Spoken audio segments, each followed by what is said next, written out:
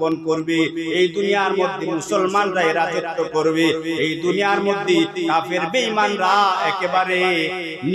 একেবারে ছোট হয়ে থাকবে।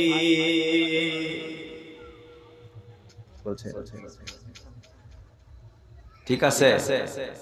তাহলে যেদিন থেকে আমাদের অর্থ ঢুকে গেল, সেদিন থেকে কি হয়ে গেলাম? আমরা ক্ষমতাচ্যুত হয়ে গেলাম। কথা বলেন ঠিক কিনা? আরেকটা হলো নারীর লোভ। মুসলমান ভাইয়েরা রে, যদি আমার মধ্যে অর্থের লোভ থাকে, যদি আমার মধ্যে নারীর লোভ থাকে, তাহলে শুধু ক্ষমতা না, তাহলে আমি কোনো কাজের মধ্যে সফলতা অর্জন করতে পারবো না। কথা বলেন ঠিক কিনা? এই সাহাবী হযরত আবু উবাইদা ইবনে জাররাহ রাদিয়াল্লাহু তাআলা আনহু, এই সাহাবী হঠাৎ করে কাফেরদের এক দুর্গের মধ্যে হামলা করলো। দুর্গ বুঝেন তো? দুর্গটাও আমি বুঝায় দেই। দুর্গটা হলো, মনে করে ঢাকা শহর, মনে করে ঢাকা শহর বা একটা জেলা শহর বা একটা বড় শহর। শহরের চতুর্পাশ দিয়ে 5 ইঞ্চি নয়, 3 ইঞ্চি নয়, 10 ইঞ্চি নয়, 20 ইঞ্চি নয়, মজবুত করে বিরাট বড় করে দেয়ালের বেষ্টনী। শহর থেকে বাহিরে যাতায়াতের জন্য প্রত্যেকটা রাস্তায় রাস্তায় গেট থাকে, গেট। ঠিক আছে? গেট খুললে ভিতরে ঢুকতে পারবে, ভিতর থেকে বাইরে যাইতে পারবে। গেট বন্ধ থাকলে ভিতরের মানুষ বাইরে যাইতে পারবে না, বাইরের মানুষ ভিতরে ঢুকতে পারবে না। কথা বুঝাইতে পারলাম?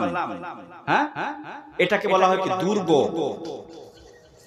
হযরতে আবু উবাইদা ইবনে জাররাহ রাদিয়াল্লাহু তাআলা আনহু এক কাফেরদের দুর্গ আক্রমণ করে বসলেন।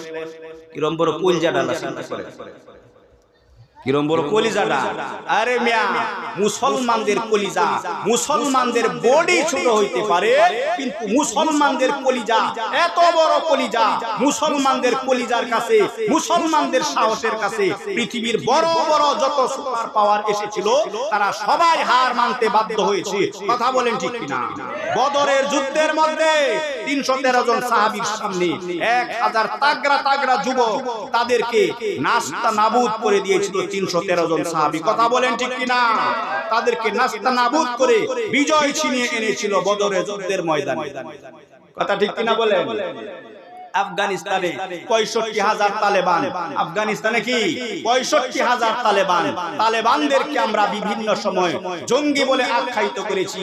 এই মিয়া, তারা জঙ্গি নয়, তারা কোরআনের হুকুম কায়েম করার জন্য, তারা ইসলামের হুকুম কায়েম করার জন্য, তারা ইসলাম কায়েম করার জন্য তারা বিধর্মীদের পা চাটে নাই, বিধর্মীদের কাছে মাথা নত করে নাই।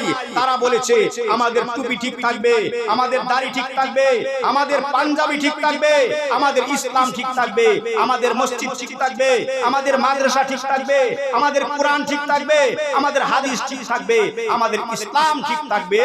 তো আমরা ঠিক, আমাদের ইসলাম ঠিক নাই, তো আমেরিকারে বুইরা আঙ্গুল দেওয়া দাম দেওয়ার টাইম নাই নাই নাই। কথা বলেন ঠিক কিনা?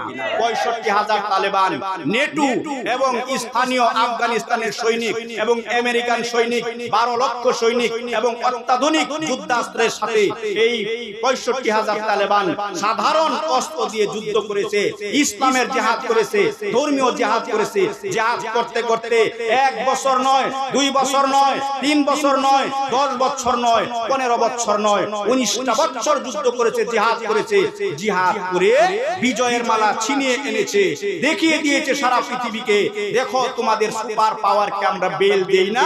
আমেরিকান সৈন্য রাতের অন্ধকারে ইমানকে ভয় পায়া, আল্লাহকে ভয় পায়া, কোরআন হাদিসকে ভয় পায়া, রাতের অন্ধকারে রাতের 2টা, 2:30, 3টার সময় বিদ্যুৎ বিচ্ছিন্ন করে তারা পালিয়ে যেতে বাধ্য হয়েছে। কথা বলেন ঠিক কিনা?